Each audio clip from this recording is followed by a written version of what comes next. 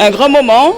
Ce qui est important aussi, c'est que nous étions déjà venus en 2013 et à l'occasion d'une conférence organisée par Ronald Selbonne, nous avions eu comme intervenant Félix Rode et je me suis empressée de trouver la vidéo que j'avais faite de lui parce que le lieu est symbolique, la ville est symbolique et on a souhaité, en tout cas j'ai souhaité partager l'échange que j'avais eu avec lui à ce moment-là avec les Bastériens ce soir.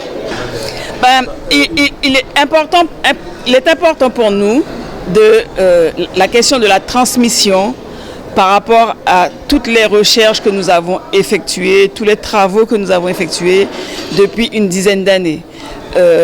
En janvier 2022, Ronald Selbonne nous a fait la proposition de réaliser un ouvrage.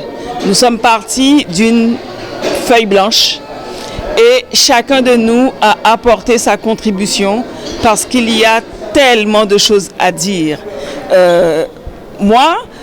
Par rapport à la Guyane, ma contribution dans l'ouvrage est une contribution en lien avec des témoignages de personnes qui ont côtoyé Kataye, qui ont milité à ses côtés et qui, pendant nos commémorations, ont tenu à partager avec le plus grand nombre ce qu'ils avaient vécu avec Kataye. Là, on est vraiment dans la transmission. Il n'y a rien à garder. Certains d'entre eux nous ont quittés, sont partis. Je vois en Guadeloupe, il y a M. Cabal qui a été un fervent contributeur de la connaissance de l'histoire, qui s'en est allé également. Nous devons à un certain moment passer le relais. L'État n'a pas voulu communiquer un certain nombre d'éléments. Nous avons été rechercher des informations dans les archives, nous les avons analysées et il convenait pour chacun de nous, contributeurs, de porter le résultat des travaux de nos recherches au plus grand nombre. Il faut honorer les personnes qui ont contribué, mais il faut surtout honorer les 113 victimes. Notre combat est aussi de permettre aux victimes, autant guyanaises, martiniquaises, guadeloupéennes, que les personnes qui vivaient en métropole et qui venaient en mission, les personnes qui quittaient la métropole et qui allaient vers Santiago, vers le Venezuela, vers le Chili, de trouver des réponses à la disparition des membres de leur famille. Pouvoir mettre une cause sur la disparition des membres de leur famille.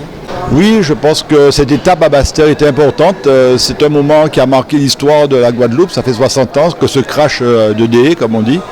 Et nous avions tenu à être associés à ce moment important entre le dépôt de gerbes et la plaque que nous avons mise cet après-midi au cimetière de Basse-Terre et la conférence ce soir. Je crois qu'on ressort tous plus enrichis et nous sommes contents, la ville de Basse-Terre, d'avoir apporté notre modeste contribution à cet instant, à ce moment important de l'histoire de la Guadeloupe.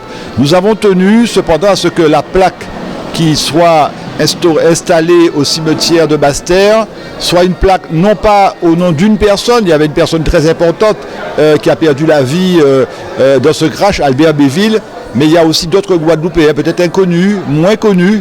Donc nous avons pris la décision de mettre une stèle au nom des Bastériens morts dans ce crash de DE il y a 60 ans. Tout à fait, nous avons des Bastériens qui ont beaucoup travaillé sur ce dossier, Maître Rode, M. Bélénus, voilà, donc ville d'arrêt d'histoire, nous ne pouvions pas passer à côté de ce moment important, il nous fallait marquer ce moment et nous avons pris la bonne décision quand on voit la manière dont on ressort encore plus enrichi. Je vais lire le livre de M. Selbonne et de son équipe pour encore m'enrichir davantage. Je pense que nous sortons tous là, encore plus enrichis. Il fallait marquer ce moment et c'était une bonne décision. Basse-Terre fait aussi partie de ce moment. Ville d'arrêt d'histoire, il ne faut pas que ça soit un terme occulté. Il fallait qu'on y soit et nous sommes très contents.